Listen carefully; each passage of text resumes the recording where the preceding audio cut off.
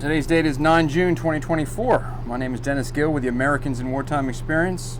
I'm here in Reading, PA at the World War II weekend, and I've got the pleasure of sitting down with Steven Mellinger, right? Yep, that's correct. Perfect. Steven, if you could just give us a little bit of background on you. Where were you born, grow up, go to school, that kind of thing? Well, I was born in Reading Hospital. Okay. And I grew up in Wilmelsdorf, Pennsylvania. And I went to Conrad Weiser High School. I graduated in 2001 and went into the Army right after that. Okay. Why did you decide to go into the Army? I didn't want to go to college at the time. And plus, growing up, my pop was a World War II veteran. Oh, okay. So it just seemed like a good fit. Yeah. Any other family members that were veterans, or just him? Yeah, my grandfather, he was also in World War II. Okay. Any idea what you wanted to do in the Army? I was a 19 Delta Cavalry Scout. Okay. Reconnaissance. And, well, they kind of suckered me in with the really cool recruiting video with dirt bikes and whatnot, and then I found out they hadn't had them in years. Yes. All right. And when was this again that you enlisted? I went into the Army, I think I went to Fort Knox around like 18th or 19th of June, 2001. Okay, 2001, so pre-9/11. Yep. Okay. So I was in basic training or AIT, I can't remember which one, when we found out that 9/11 had happened. What thoughts are going through your mind when that happens? Because obviously now we're at war. At the time I didn't really think a lot about it, but looking back, like everything changed in a heartbeat. Right. So you guys didn't give it any thought, really? I mean... Well, we had thought about it, but then, I don't know, we were still in training. Yeah. So we didn't really think about it. And then the unit I eventually went to, the 2nd Armored Cavalry Regiment, we weren't the 82nd Airborne or the 101st that would always deploy first. But then eventually, I think in September 2002, that's when we got orders to go on what was just a rotation over to Kuwait. We had been doing 6-month rotations, like different troops from our regiment. Okay. So our squadron came up and our troop was chosen, so we went to Kuwait. I think we got there like October 1st or 2nd of 2002. And then we were just doing like convoy escorts and things like that. They hadn't really started ramping up, bringing all the troops in for the invasion. So then we went down to Qatar for I think 6 weeks or so, or 7 weeks. Okay. And it was just our platoon, and we did like some port security and things like that down there. Right. In Qatar, and like some convoy escorts, things like that. Yeah. And then eventually we went back to Kuwait, and we got there, I think right before Thanksgiving of 2002. Okay. And that's about the time that they really started bringing some troops in. And then that really ramped up in January. Okay. So we helped pretty much escort a lot of the units into the country. Yeah. Into Kuwait. Yeah. From the ports. Right. So your MOS, what are the primary duties for someone with your MOS? It was a armored reconnaissance specialist. Okay. But it doesn't mean you were necessarily like in a Bradley. Like we had Humvees, so we had light and heavy. Even though I was in the 2nd Armored Cavalry Regiment, this is where people get confused sometimes. Yeah. We didn't have any armor at the time. Okay. So we just had Humvees. Yeah. So the primary job is to be like the eyes and ears of the battlefield. Okay. Usually go out in like 3 or 6 man teams. It could be everything from doing convoy escorts. It could be like setting up checkpoints. It could be just out in front or screening the main body of the advancing army. Right. Just all kinds of different things. And then sometimes we just made things, like they just had us do things on the fly. Like we also did patrols in neighborhoods, like similar to what the infantry might do, but not on the same scale because we only had 24 people in a platoon. Oh, okay. So we're really doing all kinds of different things. Yeah. Were you familiar with the story of the first Gulf War? Did you know much about it? I knew some. I've always loved history. Yeah. And I knew what had happened and everything. Yeah. But then this was different because of the WMDs. Yeah. And then later they found out they hadn't had any for years. Right. So. Right. So what were you kind of expecting? Did you think it was going to be like the first Gulf War? It was probably a pretty quick war. These things tend to drag on a little bit different, or a little bit longer than the first time. Yeah, I don't know what I was expecting, and even after the fact, I didn't really think about it. Because when you're there, you're always on the move, you're always doing anything, so you have the job at hand. I mean, you don't really think about friends or family or anything that much. Yeah. You're just always focused on the mission. Right. So the invasion happens in March 2003. Yep. What is your role in that? Well, we were still bringing in people from the ports, and we were at Camp Doha, Kuwait, and we were taking people from the ports when they flew into the airport. We'd take them to usually the forward operating bases, and we didn't actually go up to the border until about a week into the invasion. Okay. And in that time, they were still firing off like the Scud missiles and other things like that at Kuwait. Yeah. And they weren't sure at the time if they still had like the chemical weapons and things, so we were in MOP 4 a lot, the chemical protective gear. Yeah. And then on that main supply route, it was called MSR Tampa.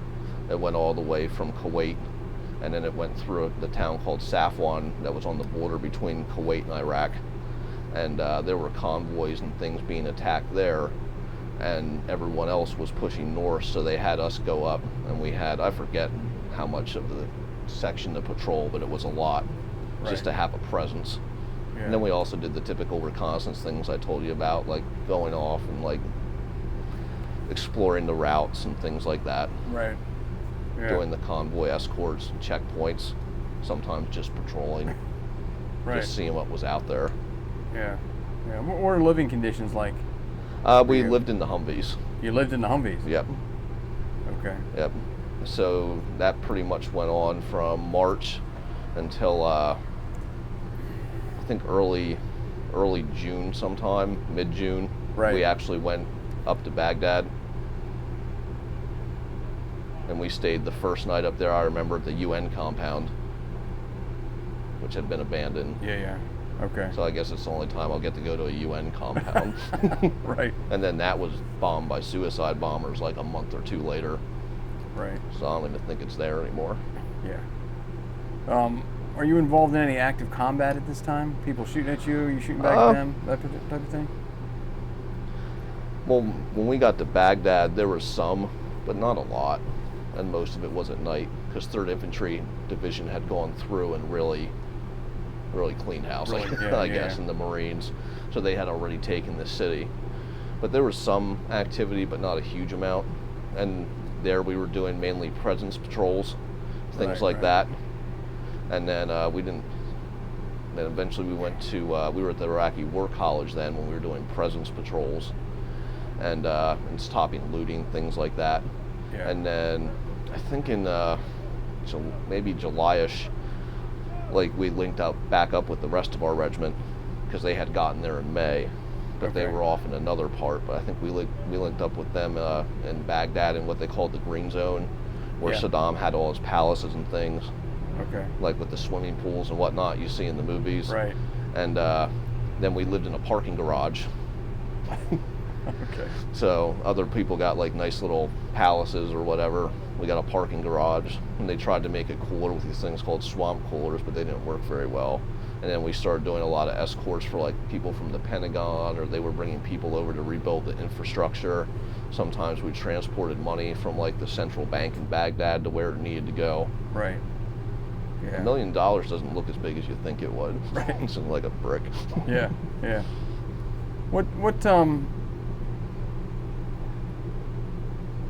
So you're there for how long, roughly? Well, we were there just short of a calendar year between Kuwait, Qatar, and Iraq. Okay. Because if I remember correctly, if you're there longer than a year, then they have to pay you a lot more. That's the regulations. Yeah. So back then, they tried to do that. I know friends who stayed in. Eventually, their deployments became 15 months, some even 18 months. Right. But at that time, they tried to keep you under a year. Yeah. Is there any incidents that stand out to you? Good or bad, or just how different that country was, and probably how poor it was based on the regime they had. Right. Where it seemed just a few people were rich, and the rest of the people weren't even middle class; they were pretty poor.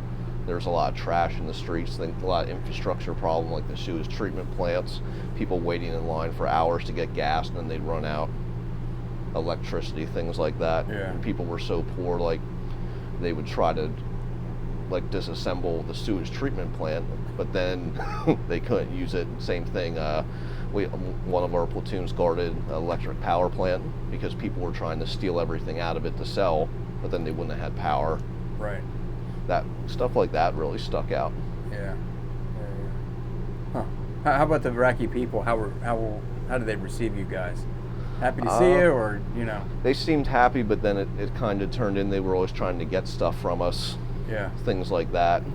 And then I think around August, probably August-ish, they started to do more of the insurgent attacks, like with the IEDs and things like that. Right. Were those Iraqis doing that, or were those outside instigators? Maybe both. Both. Because after we invaded, before that, from what I read later, because I did some research, Saddam didn't want Al-Qaeda or any of those people in his country because he didn't want trouble from the U.S. and the rest of the world. Right. But then once we invaded, then a lot of those insurgents from or people from other countries who wanted to fight came, I think, across like the Syrian border and things like that. Yeah. But I was never up that far. I think Right. the farthest north I went was Mosul. Yeah. Okay. And you guys were prepared for chemical weapons to be deployed against you. That never happened. Nope. Never even heard of it happening. Nope. There were times that we went to secure sites because they thought there might be something there, and I guess other people came to assess it. Yeah. They thought we might have found something, but Nothing. it wasn't anything. Yeah. Wasn't anything conclusive. Right. Remember, it was really hot too. It's 130 degrees sometimes, and then it cooled down, if you want to call it that, to 110 at night. Right. And we still had the old Humvees that were made when I was like 3 years old in 1985. Right. So they didn't have the armor or anything. No armor, none of that. Were you ever involved in an IED attack or anything like that? I wasn't. We had 1 or 2 trucks in my unit, but luckily those guys weren't hurt. They got some scratches, but luckily they weren't hurt. So you're there just shy of a year, calendar year. Yep. Is there anything that surprised you, or anything that you would thought would go one way that went another? That maybe you were trained, or just from history you thought this is how things should go, or this is how something should work, and then the reality was like, no, it's not like that. Well, a lot of the training we had done before we went was like in the woods, or when we went to the desert, like we had gone in the winter out to the Mojave Desert to Fort Irwin, where they have a training center. Yeah. And they were still using the model of the Russians were coming. Right. So most of the training we didn't really have any training on how to like work with the people or anything. I mean, they corrected that down the line, and just things like if we had to do something like clear a house to look for insurgents, we had never trained how to do that either. We hadn't really trained to operate in an urban environment. It's amazing, because that's the same thing that happened for the first Gulf War. They thought the enemy was going to be in Europe. Yep. And then it turns out, no, it's going to be in the desert. And yet still, because we were constant conflict from the end of the first Gulf War to the start of the second. We were still involved in it.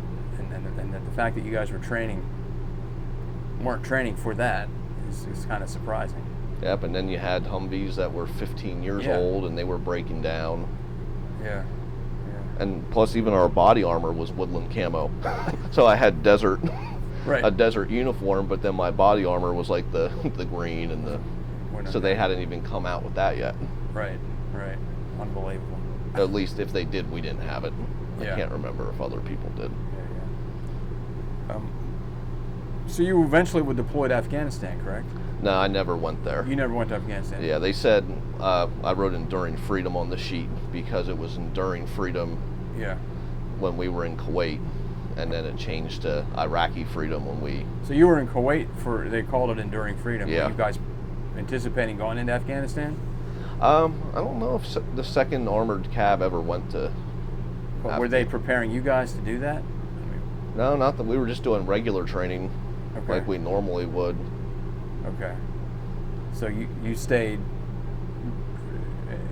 pretty much in Kuwait and not really knowing what was going to happen. Yeah. And we did do so- some training stuff to get used to the desert. Yeah. But when we were in Louisiana, all the training took place in swampy areas. So, Right. Yeah. ironically. Totally different. Yeah. How do you prepare for 130 degrees? Well, you're never really hydrated. Yeah. You could heat your MREs up by putting them just on top of the Humvee. Right. Right. So I guess that was convenient. Yeah. But yeah, I mean, you were hot a lot. You never stopped sweating. Yeah. Like you sweated so much that when you took your body armor off and it dried, there was like a ring of sweat around Yeah. where the body armor was meeting the Right. the top of your combat uniform. Do you have any opportunity to stay in touch with family back here? Yeah, you could write letters. I think in Baghdad they had some computers set up so you could email, and once in a while you could call home. Get a phone call. They had some satellite phones there. In Kuwait they had a call center. Yeah. Then you could use a calling card. So my parents sent me that, Okay. if I remember correctly. Yeah, yeah. When you're in Kuwait, do you have any downtime? So before the war kicks off, what are yeah. you doing for recreation? Oh, Doha was pretty nice. They had a gym. We'd work out. Of course, Okay. you gotta stay in shape. They had a place where you could get burgers. I don't think they were beef though, like Right. maybe lamb or something. And Yeah. the food was pretty good. I remember they had like king crab legs, and the food was pretty good there. Yeah. We had like a TV in our big barracks type area, so you could watch TV. I read a lot. People sent me books, Yeah. and then we'd pass them around. Okay. I'm trying to remember what else. Oh, Qatar was really nice. They had a pool there on that base. Okay. Then we could go to the mall, Yeah. things like that. Right. Right. So you come back to the States. How long are you in the military after you come back? Yeah, I was back about 10. I had 10 more months. At the time, I was supposed to get out in June, but things were flaring up in Iraq again, so they thought we were going to go back over and rejoin the rest of our regiment. So Right. I got what they called stop lost. Yeah. So then my eventual date of separation ended up being the end of August 2004. So I'd signed up for 3 years and ended up doing 3 years and some change. Yeah. Because we left all our heavy equipment over there, the Humvees, the crew served weapons, all that. When we got on the plane, all we had was our M4s Right. and that stuff. Yeah. Yeah. Are there any incidents when you're looking back on it that kind of stand out? Anything that you go back to, and think about a lot? Or is it all just kind of routine stuff? Well, a lot of it was like, I guess, routine for a war zone. Yeah. I mean, sometimes we talk to kids and things like that, and kids are kids anywhere in the world. Yeah. Yeah. Sometimes we play music for them and stuff Yeah, like that, right. with like little speakers with the CD player and things of that nature. Yeah. And we had some guys get hurt, but luckily they weren't killed or hurt too bad, so that kind of sticks with you. Right. But that's the same in any war, really. Right. Were you injured at all? No. No. Any No. close calls? I don't know. I guess we had probably close calls a bunch. Yeah. Yeah. And I mean, a lot of more guys get hurt just in accidents. Like if we had one guy get hurt really bad because he fell asleep and hit another Humvee at night Wow. because we'd been up for so long. Right. Is there any time while you're over there where you're thinking, why am I doing this? I should have gone to college or something. You know what I mean? No, ironically, it did inspire me to go to college. Yeah. And now I'm a teacher and I have 3 master's degrees, which is ironic because I didn't want to go. Right. But also the GI Bill paid for it, so that was like a bonus. I know a lot of people that have massive student debt. Yeah. And plus it was a great experience overall. We don't keep in contact as much, but if I talk to a buddy and haven't talked to him in a year, it's like we never left. Right. If that makes sense. Yeah. So I made a lot of nice lifelong friendships from it. Yeah.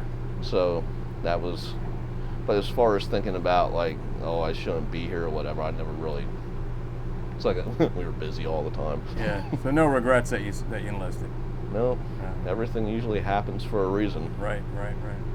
So looking back on it, how do you think that your wartime experience shaped who you are right now? Probably the work ethic, things like that, the drive. Things like that. Yeah.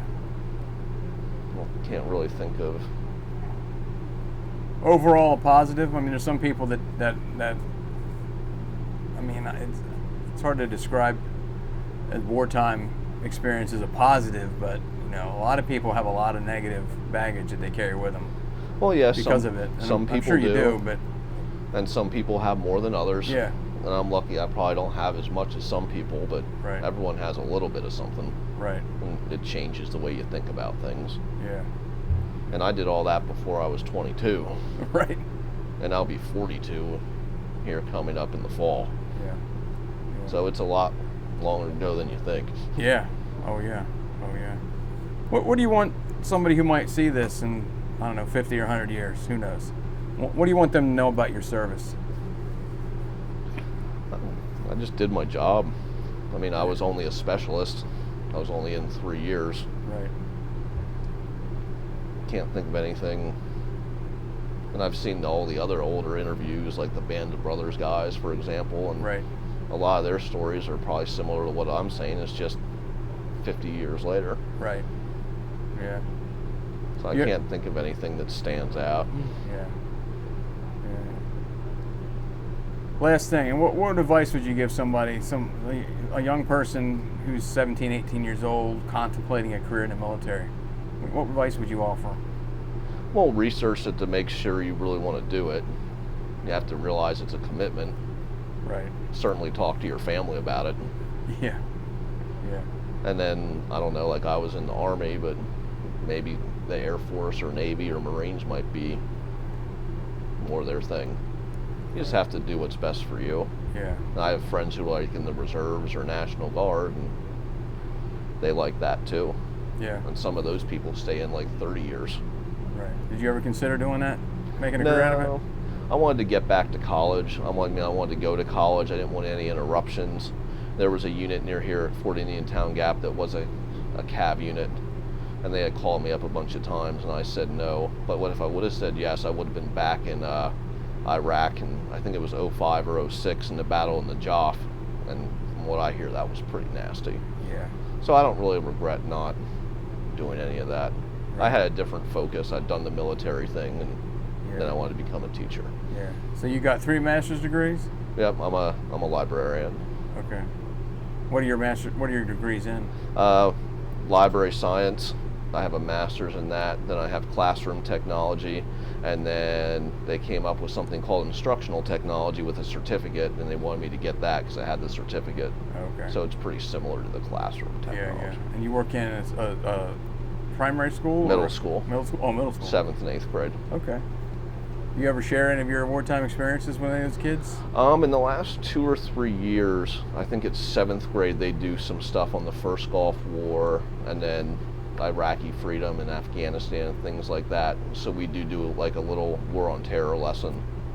Yeah. And then we get MREs for the kids so they can taste the MRE pizza and like the pound cakes. Right. And most of them don't like them. They're like, is this all you had to eat? It's like, yep. Yep. That's when I came back, I think I weighed like 135 pounds. Yeah. I think right now I'm like 190. Right. Oh, right. And then back then I think I only weighed like 145. Yeah. So I really couldn't even afford to lose any weight even back then. Yeah. Yeah. Yeah. But yeah, the kids seem to like it. I think it gives them a good perspective. Yeah, yeah. You ever have a lot of, we're here at the World War II weekend. I'm sure you've studied World War II. Yep. You're a history guy. I'm sure you've spoken with some of those guys. Yeah. And they have been dubbed, and a lot of them kind of shy away from this, but they've been dubbed the greatest generation. How do you think that your generation, who went to war, compares with their generation, who did the same thing? Different wars, I get, but I don't think most people in my generation, it really wasn't on their radar. I mean, and we did it for so long, especially in Afghanistan, I think a lot of people kind of forgot about it. I mean, everyone after 9/11 was all, like, I guess, in tune, but I'd say even 4 or 5 years later, people kind of weren't paying attention that much unless they had someone they knew serving. Yeah. So I'm not really sure if they're even going to talk about it that much. Yeah. How about the guys you served with? I mean, how do you think they compare to those guys, those World War II guys? Well, I think every generation has their people that serve. The World War II generation, though, they literally saved the world. Yeah. And eventually, I guess, don't even know if we accomplished our goals, because we were still in Afghanistan, 10 years after we got bin Laden. Right. So I really can't answer that one. I guess the historians, 50 years from now, will be debating that issue. Yeah, I'm sure they'll figure it out. I'm sure. Well, on behalf of the Americans in Wartime Experience, thank you. Appreciate you sitting down and talking to us, and thank you for your service. Thank you. Appreciate it. Thank you.